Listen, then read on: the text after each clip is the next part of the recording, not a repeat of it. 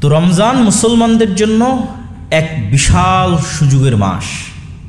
অনেক দিক থেকে রমজানের ব্যাখ্যা করা সম্ভব যে রমজান আমাদের জন্য কি কি সুযোগ এবং কি কি সুবিধা নিয়ে আসতেছে। শুধু স্বাভাবিক ফজিলতের আলোচনা তো আছেই, তিনটা কাজ এমন আছে যে তিনটা কাজের পিছনে রাসূলুল্লাহ সাল্লাল্লাহু আলাইহি ওয়াসাল্লাম অতীতের সকল গুনাহ মাফ হয়ে যাওয়ার ওপেন ঘোষণা দিয়েছেন। মান সামা রমাদানা ঈমানান ওয়া ইহতিসাবান, যে ব্যক্তি রমজান মাসে সিয়াম পালন করলো ঈমানের সাথে নেকির আশায়, তার পূর্বের সকল গুনাহ মাফ হয়ে যাবে। যে ব্যক্তি রমজান মাসে তারাবির সালাত আদায় করলো ঈমানের সাথে নেকির আশায়, তার পূর্বের সকল গুনাহ ক্ষমা হয়ে যাবে। যে ব্যক্তি রমজানের লাইলাতুল কদর পেল এবং লাইলাতুল কদরের রাত জাগ্রত অবস্থায় ইবাদত করলো, তার পূর্বের সকল গুনাহ ক্ষমা হয়ে যাবে। কিন্তু প্রত্যেকটা বাক্যের সাথে দুইটা শর্ত যুক্ত করা আছে, ঈমানের সাথে নেকির আশায়।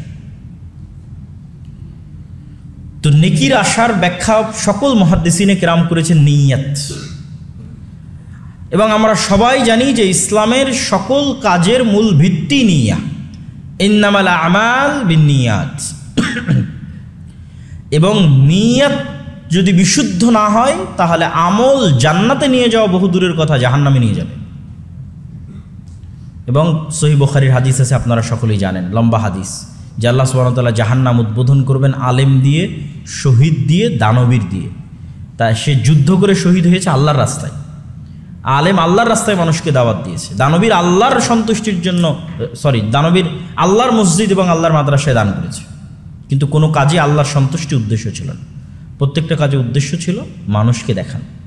ফলত তার আমল, সে চুরি করার কারণে জাহান্নামে যাচ্ছে না, সে ডাকাতি জেনা করার অপরাধে জাহান্নামে যাচ্ছে না, সে আল্লাহর রাস্তায় জিহাদ ফি সাবিলিল্লাহ করার অপরাধে জাহান্নামে যাচ্ছে, সে আলেম হওয়ার অপরাধে, মানুষকে দাওয়াত দেওয়ার অপরাধে জাহান্নামে যাচ্ছে, সে দান করার অপরাধে জাহান্নামে যাচ্ছে। তার নেকির কাজ অপরাধ হয়ে গেছে। নেকির কাজ অপরাধ হয়ে গেছে কখন? যখন নিয়ত ঠিক থাকেনি তখন। তাহলে এই যে রমজানের যে বিশাল ফজিলত পাওয়ার শর্তারোপ করা হলো, তার প্রথম শর্ত যদি আমরা বুঝতে চাই তাহলে সেটি হচ্ছে নিয়তের বিশুদ্ধতা।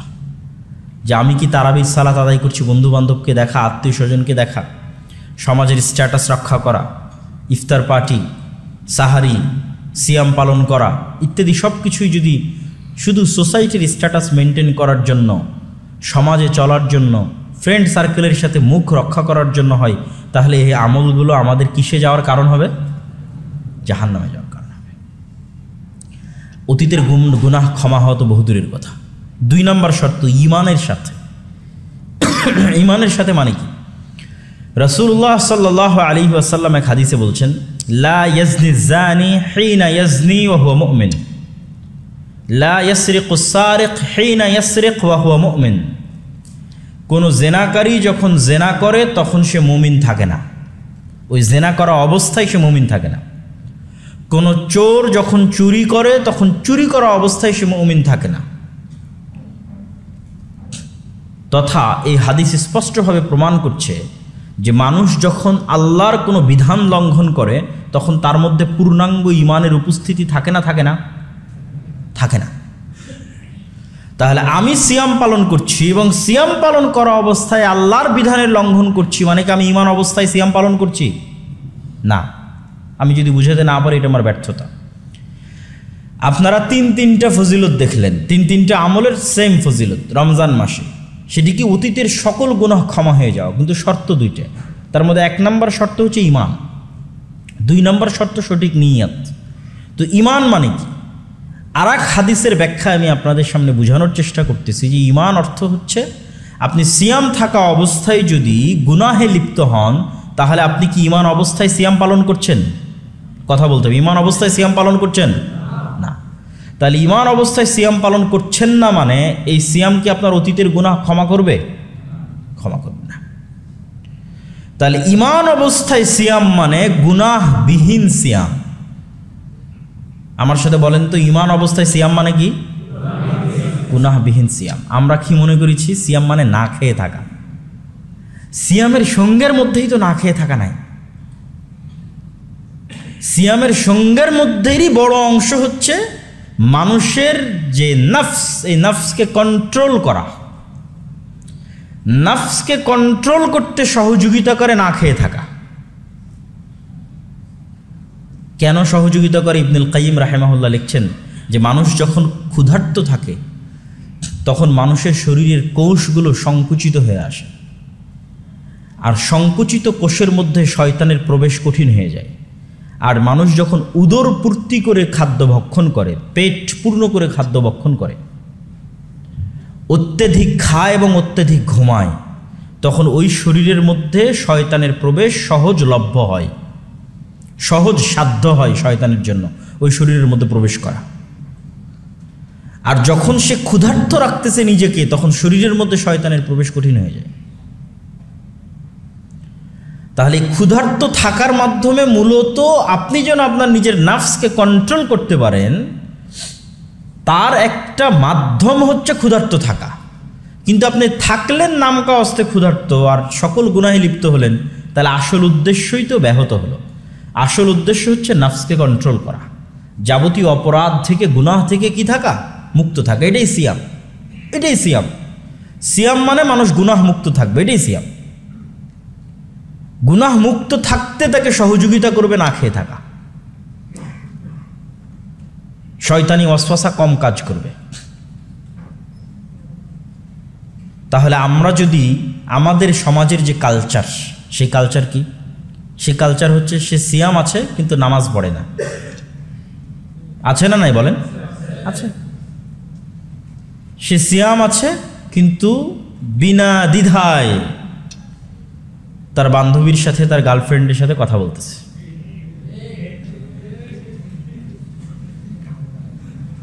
সিয়াম আছে, আবার সেই সিয়ামের ইফতার পার্টি হচ্ছে, সেই ইফতার পার্টি আবার পরিপূর্ণ ফ্রি মিক্সিং।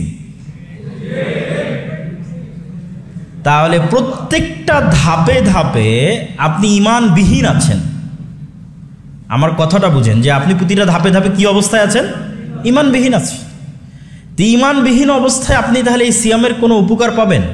কোনো উপকার পাবেন? এটা তো আসলে সিয়াম হচ্ছে না, এটা শুধুই না খেয়ে থাকা হচ্ছে।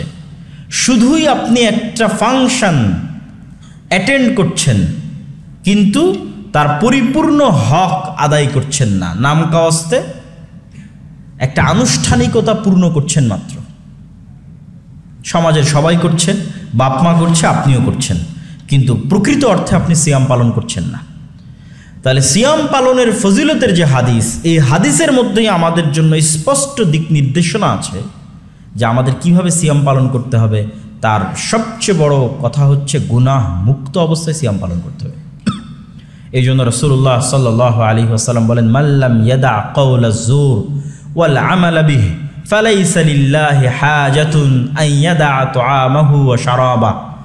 যে ব্যক্তি সিয়াম অবস্থায় গুনাহের কথা এবং গুনাহের কাজ পরিত্যাগ করতে পারল না, আল্লাহ সুবহানাহু ওয়া তাআলার কোনোই প্রয়োজন নাই তার না খেয়ে থাকার। কি দরকার না খেয়ে থাকার?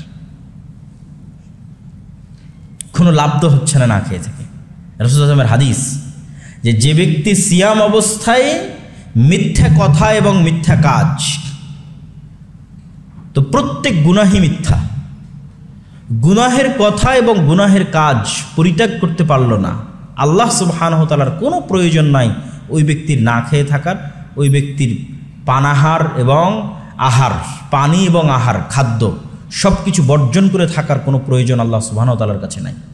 সম্মানিত উপস্থিতি, তাহলে রমজান মাস মূলত শয়তানের বিরুদ্ধে একটা যুদ্ধ এবং চ্যালেঞ্জের মাস, এবং এই মাসের সবচেয়ে বড় উপকারিতা হচ্ছে অভ্যাস তৈরি করার মাস।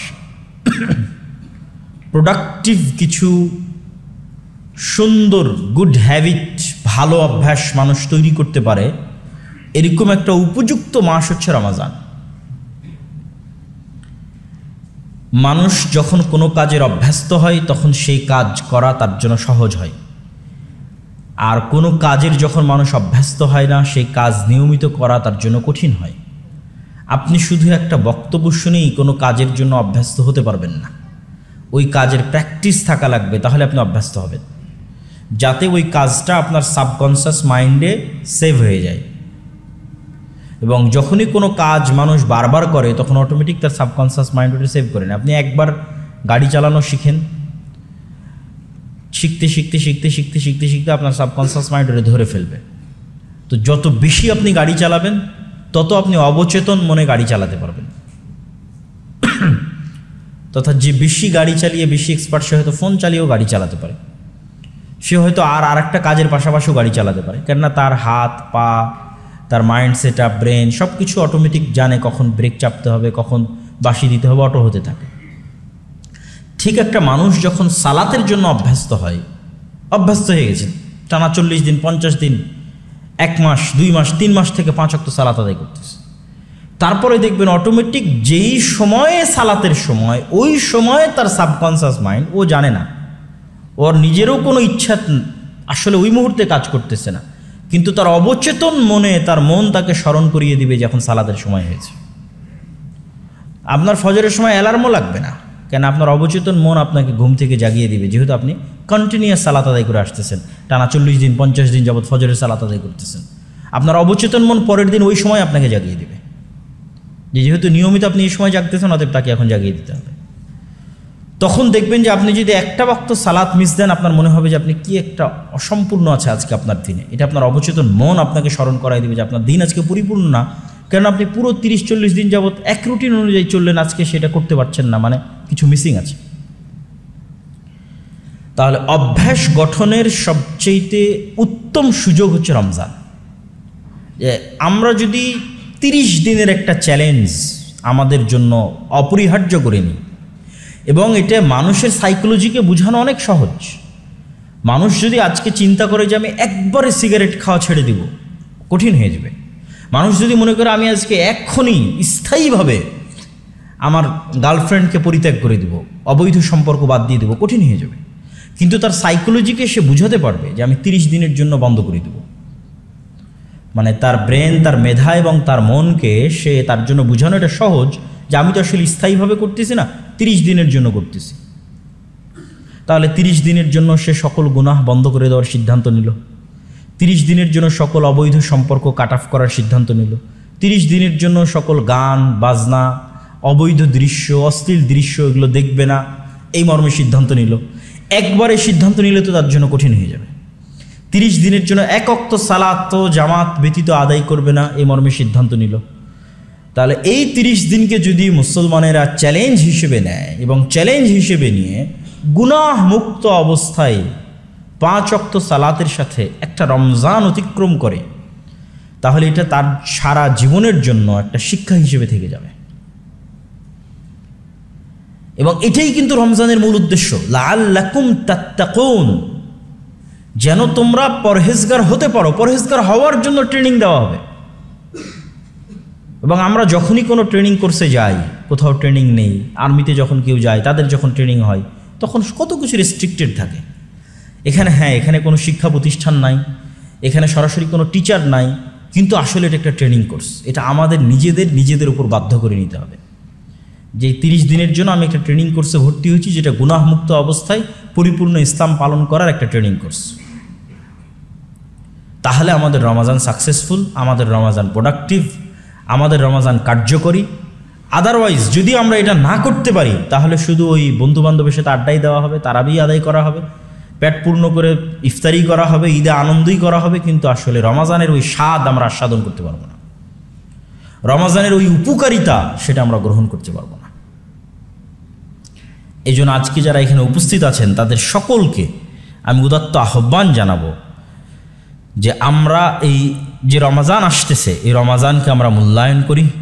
মূল্যায়ন করো তো, আমরা এই রমাজানকে প্রোডাক্টিভ করার জন্য, প্রোডাক্টিভিটি বাড়ানোর জন্য রমাজানের আমরা নিজস্ব রুটিন তৈরি করি। এবং আমরা সংক্ষিপ্ত একটা রুটিনের আজকে আলোচনা করব ইনশাল্লাহ। এবং সেই রুটিন অনুযায়ী পুরো রমজান চ্যালেঞ্জ হিসেবে নিয়ে আমরা পার করার চেষ্টা করি। দেখি আল্লাহ সুবহানাহু ওয়া তাআলা আমাদের তৌফিক দেয় কিনা। সকলেই চেষ্টা করবেন তো ইনশাআল্লাহ। জাযাকাল্লাহ খাইর, বারাকাল্লাহ ফিক। আচ্ছা, রমজানের আরও কিছু ফজিলত আছে, গুরুত্ব আছে, সেগুলো হয়তো কিছু ছুটে গেছে, আমি আরও কয়েকটা গুরুত্ব তুলে ধরে একটা সুন্দর রুটিন আলোচনা করে আমাদের বক্তব্যের শেষের দিকে চলে যাব।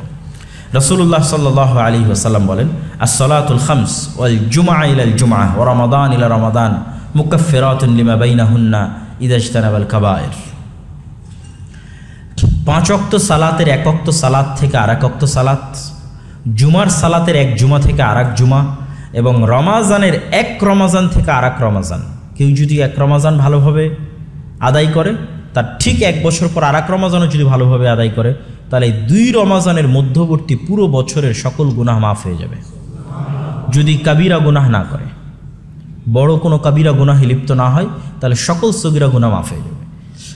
তাহলে আমরা একটা দেখলাম যে একটা রমাজান ভালোভাবে পালন করলে অতীতের সকল গুনাহ মাফ হওয়ার সুযোগ, আর একটা দেখলাম 1 রমাজান থেকে আর 1 রমাজান মাফ হওয়ার সুযোগ। রমাজান মাসে উমরা। আব্দুল্লাহ ইবনে আব্বাস রাদিয়াল্লাহু তাআলা থেকে বর্ণিত, তিনি বলেন, রাসূলুল্লাহ সাল্লাল্লাহু আলাইহি ওয়াসাল্লাম বলেছেন, উমরাতুন ফি রমাদান তা'দিলু হাজ্জাতান। রমাজান মাসে উমরা করা একটি কবুল হজ করার সমান নাকি? তাহলে রমাজান মাসে প্রতিটা আমলের গুরুত্ব এবং প্রতিটা আমলের নেকি কিন্তু বেড়ে যাচ্ছে আল্লাহ সুবহানাহু ওয়া তাআলার দয়া এবং আল্লাহ সুবহানাহু ওয়া তাআলার রহমতের কারণে। আর রমাজান মাসের গুরুত্বপূর্ণ আরেকটা বিষয় যেটি লাইলাতুল কদর, যেটি আমরা পূর্বে আলোচনা করেছি এবং আমাদের হাদিসের মধ্যে তারাবির আলোচনাও গেছে।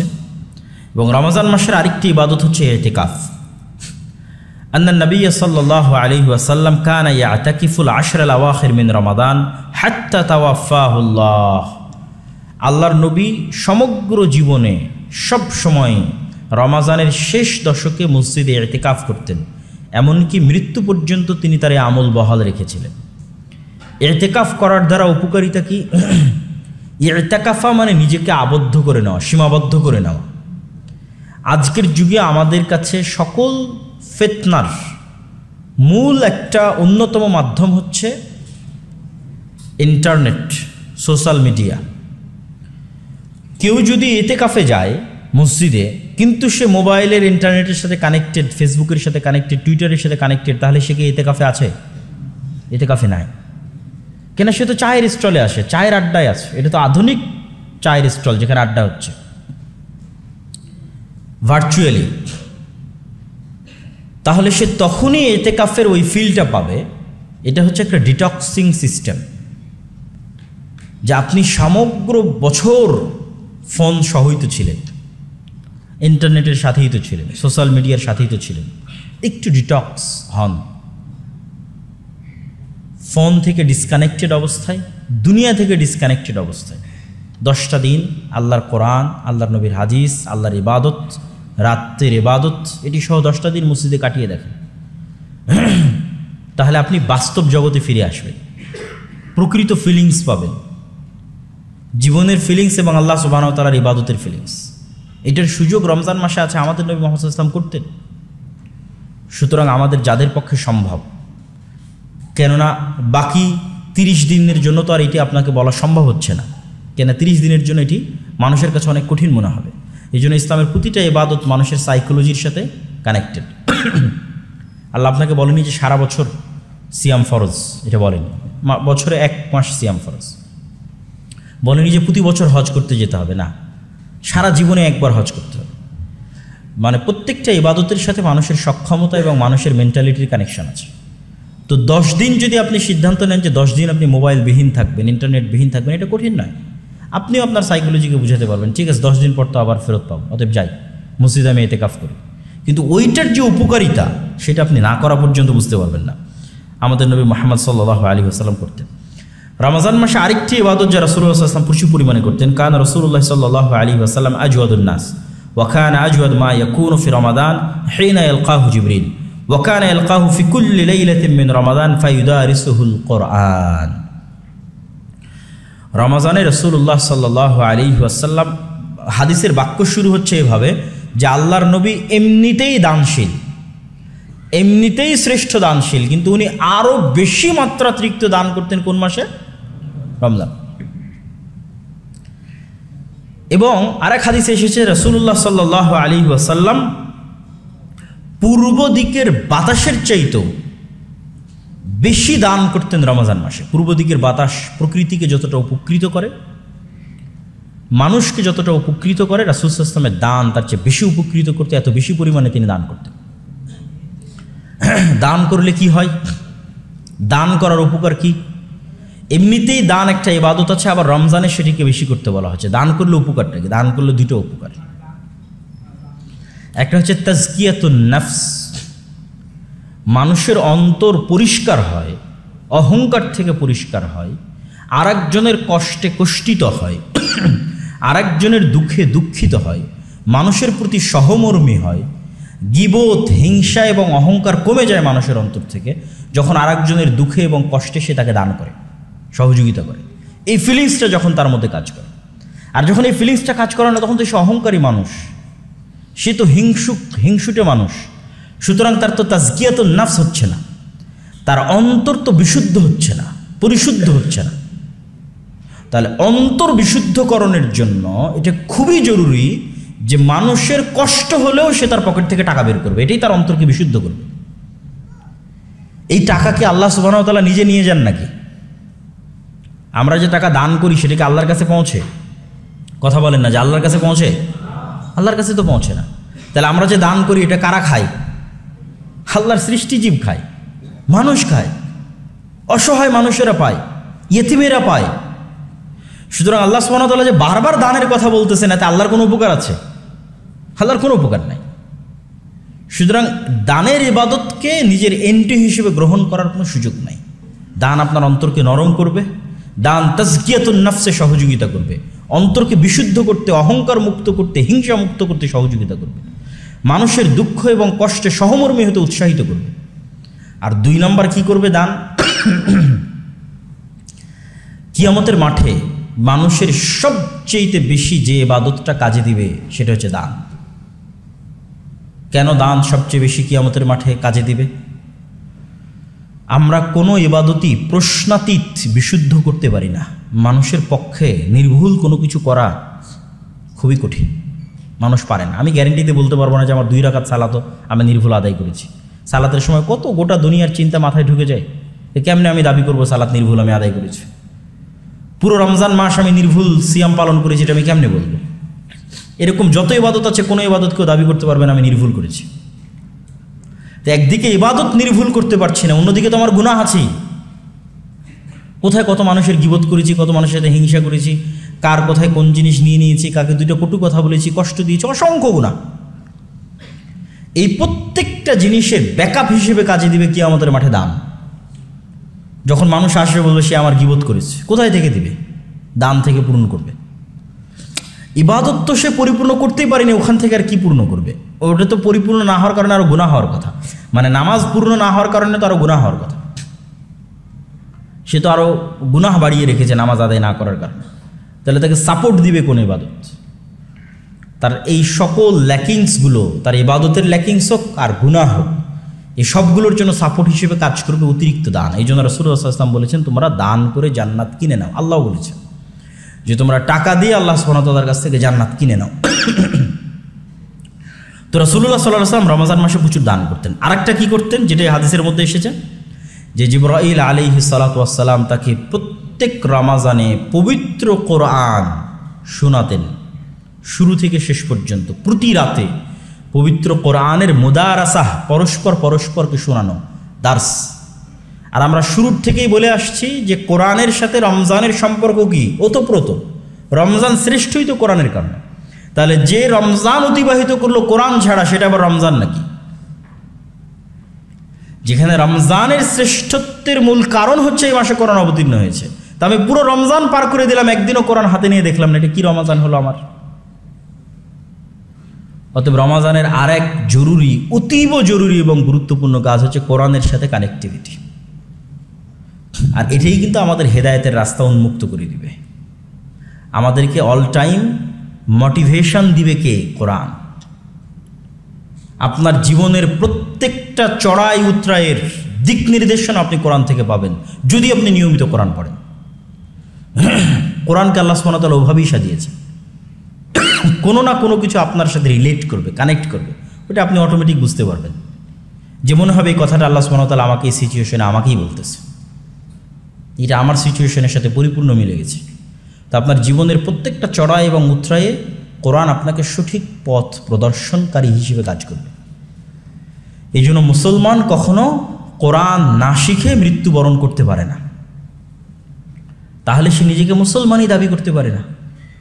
যে মুসলমান কোরআন না শিখে কোরআন না পড়ে দুনিয়া থেকে বিদায় নিয়েছে, সে নিজেকে মুসলমান দাবি করতে পারে না। আপনি কি উত্তর দিবেন যেখানে আপনি সকল কিছু করার সুযোগ পেয়েছেন, কোরআন শেখার সুযোগ পাননি? SSC, HSC, honours, BCS, medical, everything, চাকরি বাকরি, বিয়ে শাদী, খেলাধুলা, অল সব কিছু করেছেন, শুধু কি শিখেননি? কোরআন শিখেননি। আর কি উত্তর দিবেন আপনি?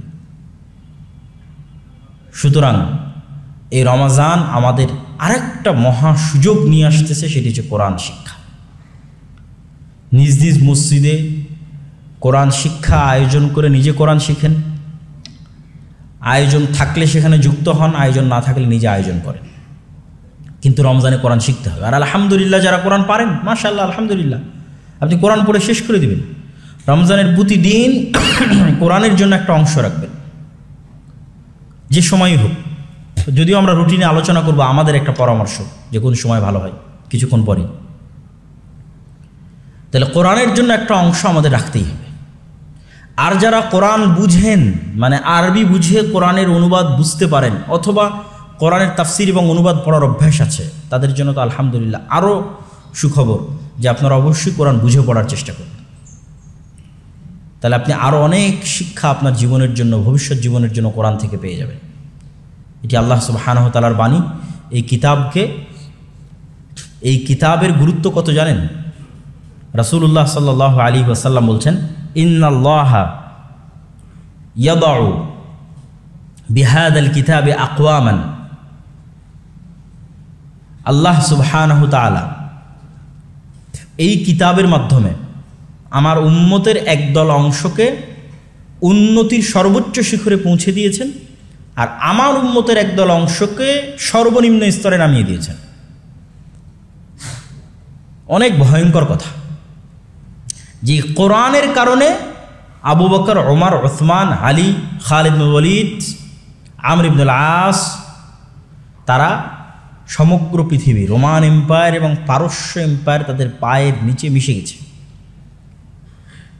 আর আজকে ওই কোরআনের কারণেই আমরা মাজলুম, আমরা অপমানিত, আমরা লাঞ্ছিত। পার্থক্য কি? কোরআনের কারণে কেন? তারা কোরআনকে মূল্যায়ন করেছিল এই কারণে, আর আমরা কোরআনকে অবমূল্যায়ন করেছি এই কারণে।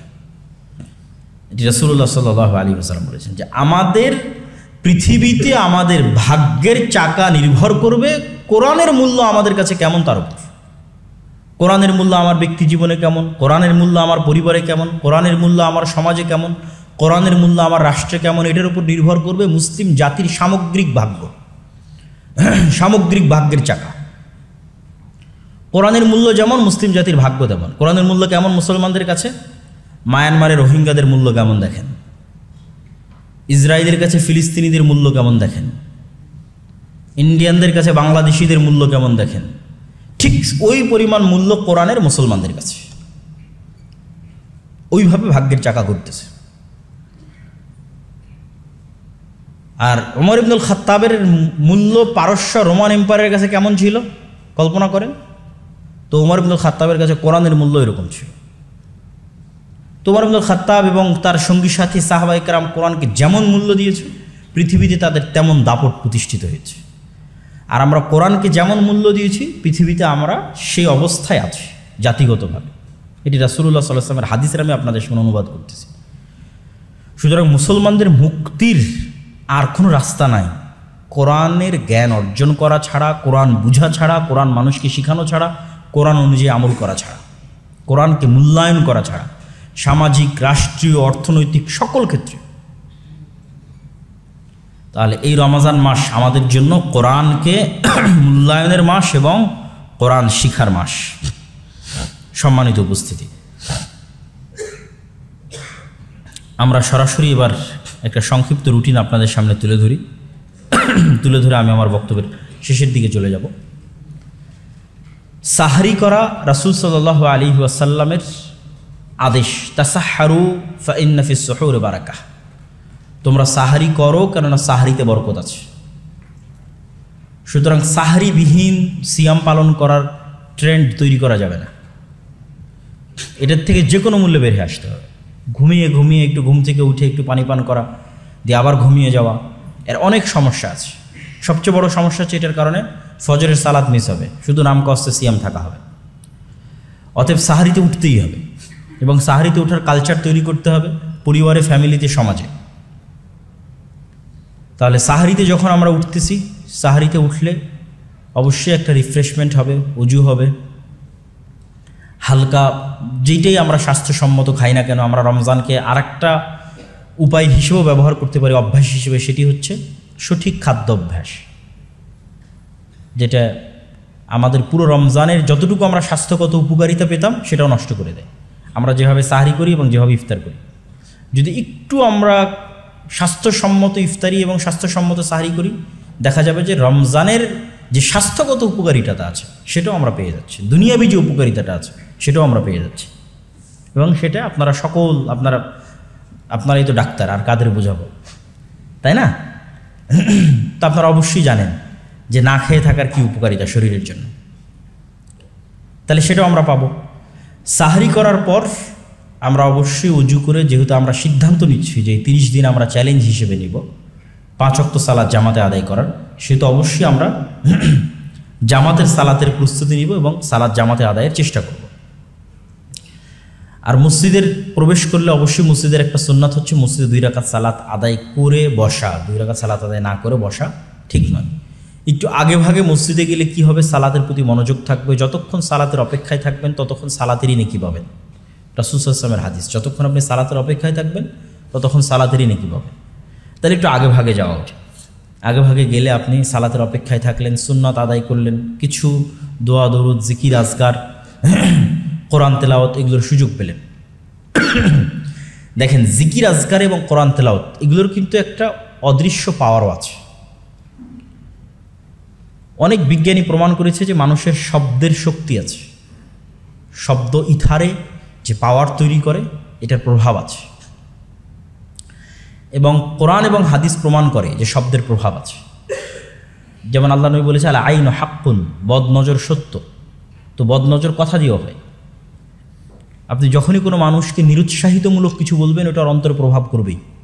আবার উৎসাহমূলক কিছু বলবেন, সেটাও আর অন্তরে প্রভাব করবে।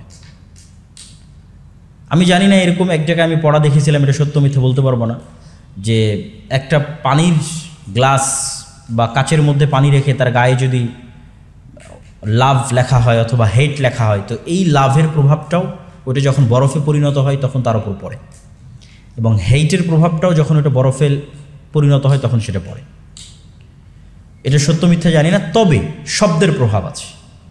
তো ঠিক আমরা যে জিকির এবং আজকারগুলো করি, এগুলো এই প্রত্যেকটা জিকির এবং আজকারের প্রভাব আছে। এটা আপনাকে মানুষের বদনজর থেকে হেফাজত করবে, জিন এবং শয়তানের আক্রমণ থেকে হেফাজত করবে, জাদু থেকে হেফাজত করবে, যাবতীয় অনিষ্ট থেকে হেফাজত করবে। এই জন্য সকাল সন্ধ্যের যে জিকির আজকারগুলো আছে এগুলোকে অবশ্যই গুরুত্ব দিতে হবে। যেহেতু পুরো রমজানকে আমরা পরিপূর্ণ ইসলাম অনুযায়ী পালন করার একটা চ্যালেঞ্জ দিচ্ছি, তাহলে সকাল সন্ধ্যের জিকির আমাদের অন্যতম একটি অংশ হবে। তো সেই জিকির করার একটা বড় সময় কি, ফজরের সালাত জামাতে আদায় করার পর থেকে নিয়ে সূর্য ওঠা পর্যন্ত। কেননা আপনারা জানেন যে সূর্য ওঠা পর্যন্ত ঘুমানো রাসূল সাল্লাল্লাহু আলাইহি ওয়াসাল্লামের হাদিস অনুযায়ী উচিত নয়। এই সময়টাতে বরকত অবতীর্ণ হয়। এবং স্বয়ং রাসূলুল্লাহ সাল্লাল্লাহু আলাইহি ওয়াসাল্লাম সূর্য ওঠা পর্যন্ত ফজরের সালাত যে জায়গায় আদায় করতেন ওখানেই বসে জিকির, আজকার এবং তাসবিহ তাহলিল করতে থাকতেন সূর্য ওঠা পর্যন্ত। তাহলে আপনি ঘুমাবেন কখন? সূর্য ওঠার পরে। তাহলে আমাদের রুটিনে সাহারির পরে যে আমরা ঘুমটা দিই, সেই ঘুমটা তাহলে কখন চলে যাচ্ছে বলেন তো? সূর্য ওঠার পরে। সূর্য ওঠার পরপরই আপনি শুয়ে যান, কোনো সমস্যা নেই। কিন্তু সূর্য ওঠা পর্যন্ত ঘুমানোর কোনো সুযোগ নাই। এবং এর ব্যাপক ফজিলত আছে। যেই জায়গায় মানুষ ফজরের সালাত আদায় করে, ওই জায়গাতেই যদি সে সূর্য ওঠা পর্যন্ত জিকির, আজকার, তাসবিহ তাহলিল করতে থাকে এবং সূর্য পরিপূর্ণ ওঠার পর আবার 2 রাকাত, যেটা ইশরাকের সালাত আমরা বলি, চাশতের সালাত বলি, 2 রাকাত সালাত আদায় করি নিয়ে সেখান থেকে যদি সে বিদায় নেয়, তাহলে এটা অনেক বিশাল ফজিলতের একটি ইবাদত। এবং এটা সবচেয়ে বেস্ট রুটিন, যেই রুটিনের উপর আল্লাহর নবী চলতেন সাল্লাল্লাহু আলাইহি ওয়াসাল্লাম। তাহলে সূর্য ওঠার পরপরই আমরা রেস্টের জন্য অবশ্যই ঘুমাবো, এবং আমাদের কর্মস্থলে যাওয়ার পূর্ব পর্যন্ত আমরা ঘুমাবো। কারো কর্মস্থল যদি 9টায় শুরু হয়, কারো যদি 10টায় শুরু হয়, তাহলে সূর্য যদি 6টায় উঠে তাহলে 6টা থেকে সে 9টা পর্যন্ত অথবা 8টা পর্যন্ত 2 ঘন্টা, 1.5 ঘন্টা, 3 ঘন্টা সে রেস্ট করতে পারে। তারপরে যখন অফিসে যাওয়ার সময় হলো, স্কুলে যাওয়ার, কলেজে যাওয়ার বা দৈনন্দিন যে কাজ থাকে সে কাজ করার সময় হলো, তখন সে কাজ করবে। জোহরের সালাত অবশ্যই জামাতের সাথে আদায় করবে, আসরের সালাত অবশ্যই জামাতের সাথে আদায় করবে। আসরের সালাতের পর নিজের সকল ব্যস্ততাকে কমিয়ে নিয়ে আসতে হবে এবং রমজানের পূর্বেই প্রি প্ল্যান রাখতে হবে যে রমজানে আমি তেমন কোনো ব্যস্ততা রাখবো না। এটা রমজানের আগেই রমজানের প্রস্তুতি হবে যে রমজানে আমার বড় কোনো ধরনের ব্যস্ততা থাকবে না, ইমার্জেন্সি জরুরি ছাড়া। রমজানে আমার ইম্পর্টেন্ট হচ্ছে ইবাদত আল্লাহ সুবহানাহু ওয়া তাআলার। তাহলে আসরের পর নিজেকে পরিপূর্ণ গুটিয়ে নিয়ে আসতে হবে। পরিপূর্ণ গুটিয়ে নিয়ে আসার পর একদম ইফতার পর্যন্ত এই সময়টাকে সবচেয়ে প্রোডাক্টিভ ওয়েতে ব্যয় করতে হবে। তাহলে একবার গেল ফজরের পর, ফজরের সালাতের পর সূর্য ওঠা পর্যন্ত, আর একবার আসরের সালাত থেকে ইফতার পর্যন্ত। এই দুইটা সময়ে আমরা কোরআনের জন্য দিতে পারি, জিকির আজকারের জন্যও দিতে পারি। সকাল সন্ধ্যার যে জিকির আজকার আছে সেই জিকির আজকারের জন্য দিতে পারি, জ্ঞান অর্জনের জন্যও দিতে পারি। আমার যেটা ভালো মনে হবে, সুযোগ সুবিধা মতো হবে সেটা করতে হবে এবং করব। তবে অবশ্যই এই দুইটা সময় আমাদেরকে বেঁধে ফেলতে হবে যে আমি ফজরের পর থেকে সূর্য ওঠা পর্যন্ত সময়কে কাজে লাগাবো, আসরের পর থেকে ইফতারি পর্যন্ত এই সময়কে কাজে লাগাবো। ইফতারির সময় আমাদের আরেকটা ট্রেন্ড চেষ্টা করতে হবে চালু করার, সেটা হচ্ছে প্রচুর পরিমাণে অন্য মানুষকে ইফতারি করানো। যদি প্রতিদিন করাতে গিয়ে সময় নষ্ট হয়, অন্তত রমজানে 1 দিন, 2 দিন, 3 দিন ইফতারি করানোর মাধ্যমে, ওই যে আমি বলেছি তাজকিয়াতুন নফস, আপনি যত বেশি পরিমাণে মানুষকে খাওয়াবেন, যত বেশি পরিমাণে মানুষকে দিবেন, আপনার অন্তর তত নরম হবে, তত অহংকার মুক্ত হবে, তত হিংসা মুক্ত হবে। এই জন্য রাসূলুল্লাহ সাল্লাল্লাহু আলাইহি ওয়াসাল্লামকে যখন জিজ্ঞেস করা হলো আইয়ুল ইসলামে খায়র, ইসলামের সর্বশ্রেষ্ঠ ইবাদত কোনটা, আপনি বলেন সর্বশ্রেষ্ঠ আমল কোনটা? আল্লাহ নবী বললেন সর্বশ্রেষ্ঠ আমল হচ্ছে মানুষকে খাওয়ানো। বলেন আল্লাহু আকবার। মানুষকে খাওয়ানো হচ্ছে সর্বশ্রেষ্ঠ, মানুষকে সালাম দেওয়া, মানুষকে খাওয়ানো। আর ইফতার, সিয়াম পালনকারীকে ইফতার করালে তো আপনি তার সিয়ামের সমানই নেকি পাবেন। এটিও রাসূল সাল্লাল্লাহু আলাইহি ওয়াসাল্লামের হাদিস। তাহলে ইফতারে আরেকটা জিনিস যুক্ত করতে হবে, মানুষকে ইফতার করানো। ইফতারের পর আমরা জামাতের সাথে মাগরিবের সালাত আদায় করলাম।